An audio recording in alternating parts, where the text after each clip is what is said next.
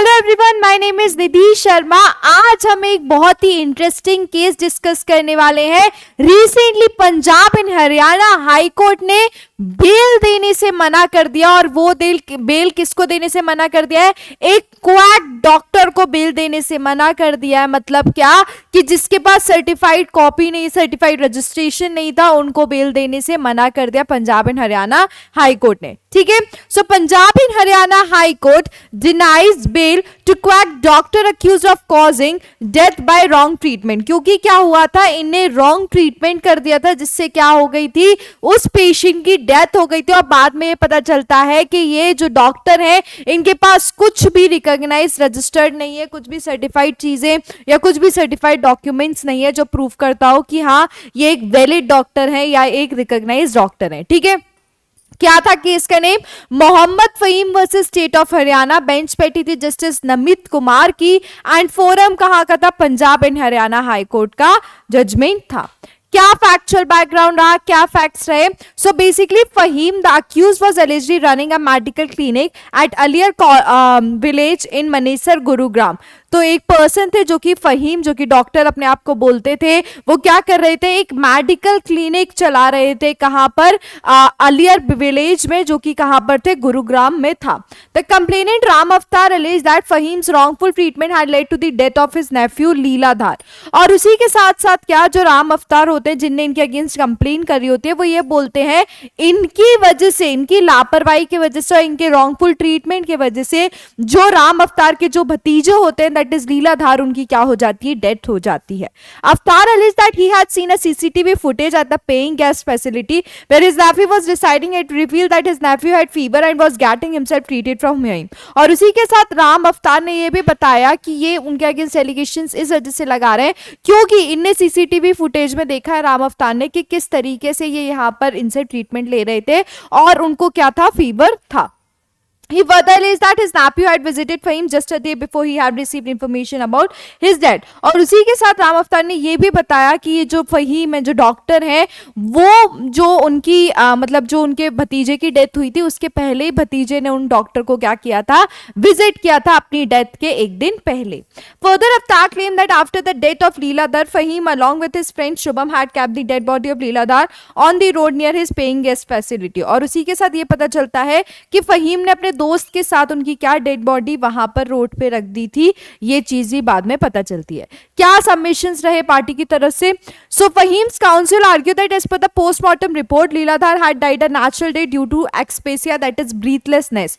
और जो काउंसिल थे जो कि रिप्रेजेंट कर रहे थे फहीम को, उन्होंने ये बताया कि जो लीलाधार की डेथ हुई है वो एक नेचुरल डेथ हुई है। मतलब वो पोस्टमार्टम की रिपोर्ट अगर देखी जाए तो वहां पे क्लियरली पता चल रहा है कि उनकी नेचुरल डेथ हुई है, जो कि किस वजह से हुई है? ब्रीथलेसनेस की वजह से हुई है। He submitted that Fahim had administered a monosef injection to the victim, which is an only antibiotic। और उन्हें यह भी बताया कि जो इनने इंजेक्शन दिया था वो सिर्फ एक एंटीबायोटिक था, जिससे कहीं से कहीं तक उनकी कोई डेथ नहीं हो सकती थी। It was further submitted that there was neither intention nor knowledge on the part of accused that his act would result or likely to cause death of the patient। और उसी के साथ ये भी सबमिट किया गया कि उनकी तरफ से, दैट इज फहीम की तरफ से, कोई भी मेंसरिया नहीं था, कोई भी नॉलेज नहीं था, कोई भी इंटेंशन नहीं था जिससे क्या हो जाए? डेथ हो जाए दूसरे पर्सन की। The counsel also submitted that even if the allegations are taken as it is, still no offence under section 304 culpable homicide not amounting to murder was made out against the accused, since having a guilty mind and overt act on his part would be an essential ingredient to constitute the offense, and the same was absent in the present case। उसी के साथ जो council उनको represent कर रहे थे, उन्होंने बोला कि यहां पर किसी भी तरीके से culpable homicide not amounting to murder नहीं हो सकता, क्योंकि गिल्टी माइंड वाली चीज कहीं से कहीं तक नहीं है। क्या ऑब्जर्वेशन रहा कोर्ट का? So the Punjab and Haryana high court recently denied bail to a quack doctor who is accused of having caused death of a man in 2022 by giving him wrong treatment. ठीक है, और उसी के साथ Punjab and Haryana high court ने क्या कर दिया? मना कर दिया। ये जो अक्यूज थे, ये जो फहीम डॉक्टर थे, उन्होंने क्या किया था? बेल के लिए अप्लाई किया था, but Punjab and Haryana high court ने क्या कर दिया? क्लियरली मना कर दिया कि वो इस केस में कहीं से कहीं तक बेल नहीं देंगे। Justice Namit Kumar said that investigation has revealed that the accused was practising as a doctor doctor in his clinic without any professional degree as required under the law. और जज ने ये भी बताया कि ये जो फहीम है ये क्या कर रहे थे, ये जो प्रैक्टिसिंग कर रहे थे डॉक्टर की तरह अपने क्लिनिक में, वो क्या विदाउट एनी प्रोफेशनल डिग्री और रजिस्ट्रेशन के बिना वो चीज कर रहे थे।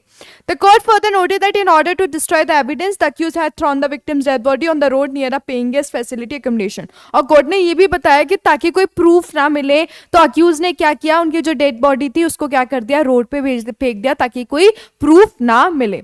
Notably, the court also observed that unregistered medical practitioners pose a significant threat to public health in India. The court said that it was not in a position to say anything at this stage as it lacks the necessary medical or technical expertise to interpret medical evidence, procedures or treatment. Further, it noted that a person who has committed offence under section 304 of IPC is liable to be awarded imprisonment for up to 10 years. The court dismissed the plea. और उसी के साथ court ने क्या बोला कि यहाँ पे सारी चीजें पता चल रही हैं कि यहाँ पर जो ऑफेंस हुआ है वो सेक्शन 3041 के हिसाब से 2 के हिसाब से हुआ, एक्सेप्शन 2 के हिसाब से। तो इसी वजह से क्या, इसी वजह से यहाँ पर उनको बेल डिनाई की जाती है और उस हिसाब से इनको क्या 10 साल का इम्प्रिजनमेंट करना पड़ेगा। और accordingly Punjab and Haryana high court ने क्या कर दी, वो डॉक्टर की जो प्ली थी किससे रिलेटेड कि उनको एंटीसिपेटरी बेल दे दी जाए, वो भी क्या कर दी, उनने रिजेक्ट कर दी। ठीक है, so this is all about this case. मिलते हैं नेक्स्ट सेशन में। Bye bye, take care, thank you.